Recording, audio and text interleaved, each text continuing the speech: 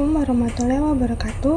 Perkenalkan, nama saya Nala Fatia. Saya akan membahas hasil pengamatan pohon mangrove. Wilayah pesisir merupakan zona dinamis yang menjadi titik temu antara ekosistem darat dan laut. Salah satu komponen paling vital dalam ekosistem ini adalah hutan mangrove. Mangrove bukan sekedar kumpulan pepohonan yang tumbuh di air payau, melainkan sebuah benteng alami yang memiliki peran strategis dalam menjaga keseimbangan lingkungan pantai.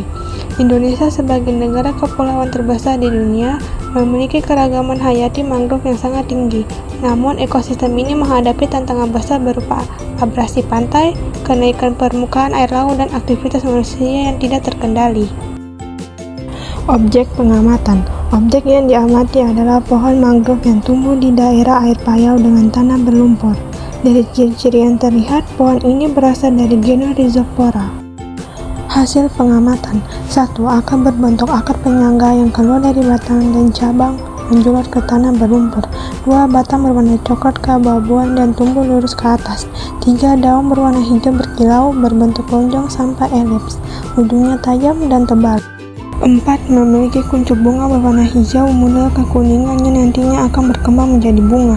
Terakhir, lingkungan sekitar adalah air payau.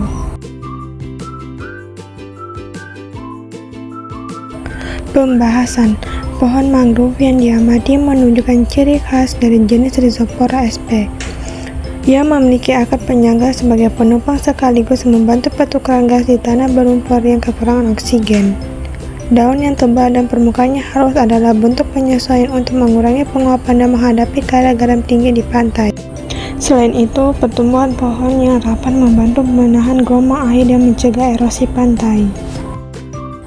Selanjutnya, kuncup bunga terlihat berupa tonjolan-tonjolan kecil berbentuk bulat hingga lonjong yang tumbuh bergerombol pada tangkai di ketiak daun.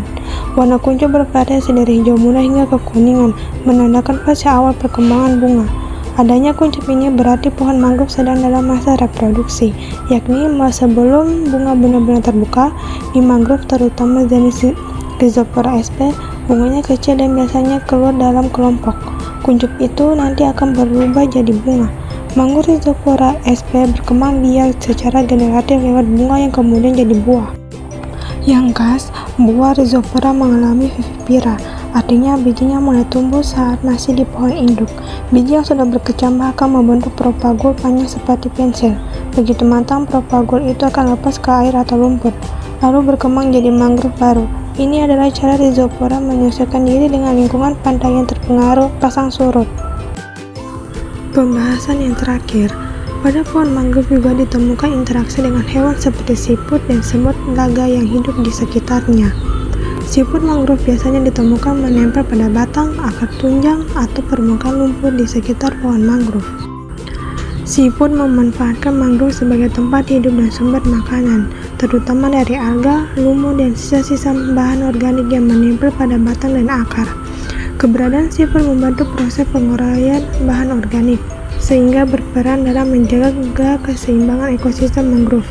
Semut naga memanfaatkan pohon mangrove sebagai tempat bersarang dan jalur aktivitas. Daun dan cabang mangrove digunakan untuk membangun sarang, serta sebagai tempat mencari makan. Kehadiran semut naga memberikan keuntungan bagi pohon mangrove karena semut dapat melindungi tanaman dari hama kecil yang berpotensi merusak daun atau bunga. Interaksi ini menunjukkan hubungan yang saling menguntungkan antara tumbuhan mangrove dan hewan di sekitarnya.